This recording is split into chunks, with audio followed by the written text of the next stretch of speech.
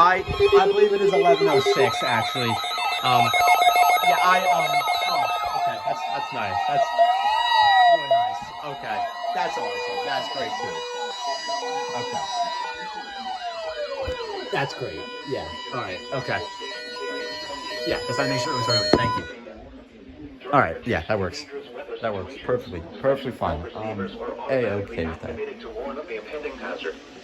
Tests of the signal are normally conducted by the National Weather Service in Mount Holly. Can't play baseball 9 anymore. Between 11 a.m. and noon. If there is a threat of severe weather during the normal test time, the test will be postponed to the next good weather day. Reception of this broadcast, and especially the warning alarm tone, will vary at any given location.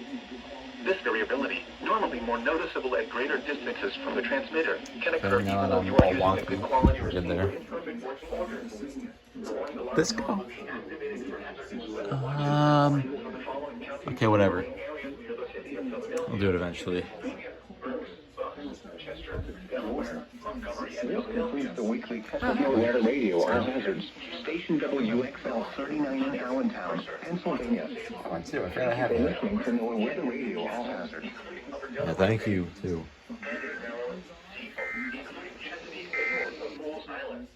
Okay. This concludes the weekly test of NOAA weather radio all hazards. There we go.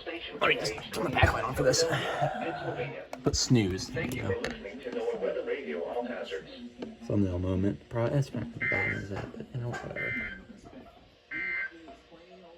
At 10 a.m. in Philadelphia International. Oh, hang on a second. The temperature was 50 degrees. Uh-oh. Oh, boy. Oh, no.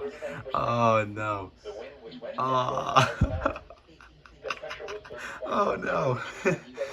Oh, boy. That's funny. Okay, well, it appears I have a